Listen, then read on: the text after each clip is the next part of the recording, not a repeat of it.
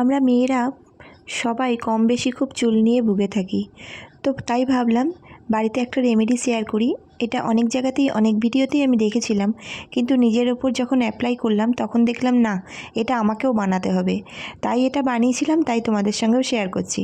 দেখো, সিম্পল একটা প্যারাশুট তেল, যেটা নারকেল তেল হয় সিম্পল, তো সেই তেলটা আমি নিয়ে নিয়েছি, একটা ডিব্বা নিয়েছি, কারণ এখন তো শীতকাল, তো সেই জন্য ডিব্বায় রাখলে নিতে সুবিধা হবে জমে গেলেও। আর নিয়েছি মেথি, আর নিয়েছি কালো জিরে।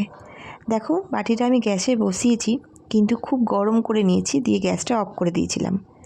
তো তেলটা ঢেলে দিলাম প্রথমে।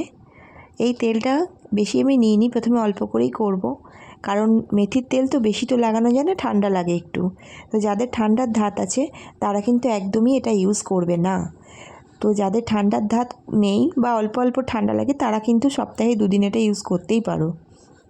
তো এখানে দেখো, কালো জিরে দিয়ে দিয়েছি আর মেথি দিয়েছি। বেশ দিব্যি তেলটাকে আমি কিন্তু স্টিম কমিয়ে ভালো করে ফুটাচ্ছি। দেখতে পাচ্ছ কতটা বাবল উঠছে, ফুটছে কেমন।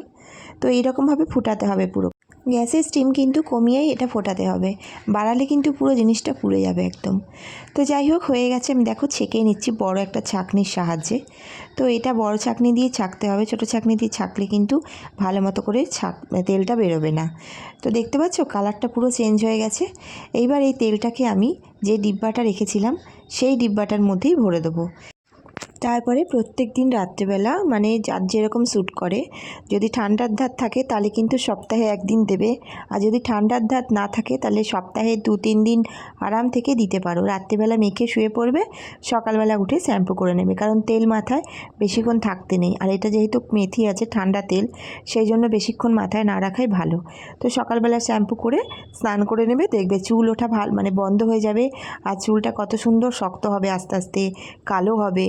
তো এটা খুবই ভালো, আমিও ইউজ করছি, তোমরা ইউজ করো। তো আশা করি ভালো রেজাল্ট পাবে।